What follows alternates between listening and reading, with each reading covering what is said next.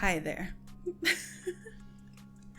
So before I get started, I would like to say that it has been about a month since I've posted. Y'all, school is kicking my butt. I usually take classes, but during the summer they have been faster paced, so yeah, it has been a chaotic summer for me, but I figured this was the best time to talk about vacation horror because it is still summertime and people are still obviously going on vacation, so what better time than now? So anyways, hey fellow monsters, welcome to my channel. I'm Lydia, aka Mama Monster, and here we do everything horror. So like I said, we're talking about vacation horror movies. I have 10 to talk about, so if this is something you are interested in, grab a snack, maybe a drink, and let's get into it.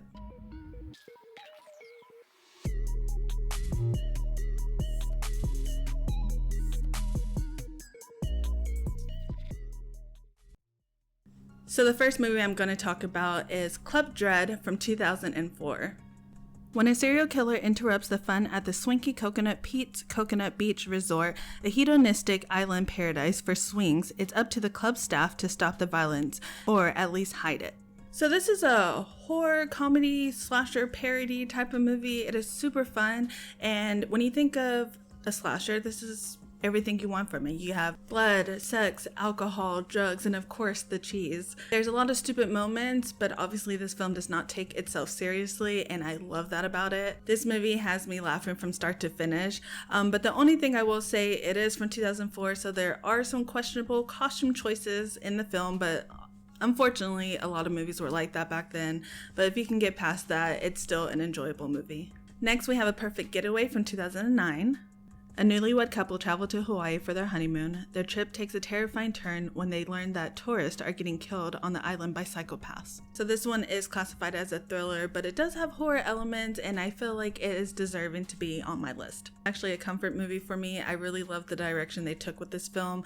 I love the characters, I love the view, it's gorgeous, and I love that it keeps you on your toes and keeps you guessing. All the characters seem suspicious, so it's just a fun time. Next we have Spring from 2014. A young man in a personal tailspin flees the US to Italy, where he sparks up a romance with a woman harboring a dark primordial secret. I'm going to start by saying this movie will not be for everybody, especially if you're not into romance movies. This movie is a romantic, body horror, sci-fi type of film. I honestly went into this film not expecting much from it, but I absolutely adore it. It is a very sweet film. Not only are the visuals beautiful, but the story is as well. This is definitely an underrated movie, and I feel like it needs to be talked about more. So the next film I have is The Mutilator, aka Fall Break from 1984. A teenager brings his friends to his father's condo to spend their fall break. Little does he know that his deranged father is waiting to seek revenge for the long ago death of his wife. So this movie is also a ball of fun for me. Does it hold up very well today? Not so much, but I honestly really love the story, and the practical effects are really good. The acting's not the greatest, and some of the music choices weren't the greatest for certain scenes either. Had me laughing at certain parts. But overall, it's just a great 80s slasher, and it's definitely rewatchable. Next we have Us from 2019.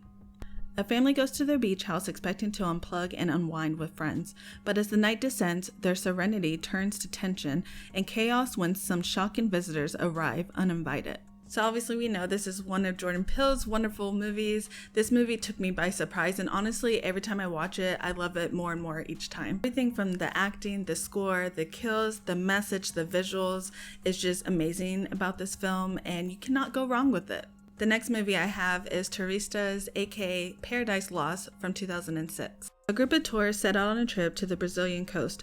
However, after a bus accident, they find themselves stranded in a strange village where they come face to face with a dangerous secret. Okay, so this movie is a movie that I watched so many times as a teenager. When I would go to my mom's house, she was just starting to collect DVDs, and this was one of the ones she had. It was Turistas, Enough with Jennifer Lopez, and Chicago.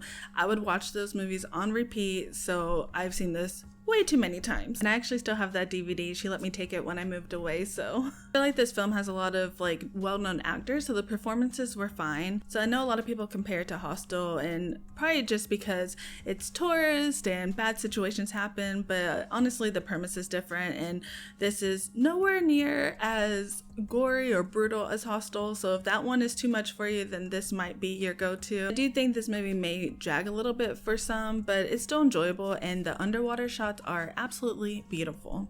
Next is The Lost Boys from 1987. After moving to a new town, two brothers discover that the area is a haven for vampires. So obviously this movie is a classic. It came out the year I was born, and I know y'all are tired of hearing me say this, but vampires. You know I love vampires. So this film has a great cast, great costume designs, an epic soundtrack, and plus it has some dark humor, so what more can you ask for? Next, I have Zombie from 1979. A New Yorker follows a woman to an island where a doctor faces an epidemic of the undead. So if I'm being completely honest, this movie is a little bit slow, but I highly recommend it solely based on the special effects and the score. It is just so good, and plus, zombie versus shark. Not gonna say anymore. Next, we have a double feature, I Know What You Did Last Summer from 1997, and I Still Know What You Did Last Summer from 1998. In I Know What You Did Last Summer, four friends accidentally run over a man and dump his body to conceal their secret, unaware that the following year brings a series of eerie events in their lives. In I Still Know What You Did Last Summer, the survivors and their new friends are stalked while at an upscale resort, and their buried secrets are forced to be opened again. I literally watch these films over and over again. I think it has a great story. It has the best looking cast in my opinion, who give us great performances.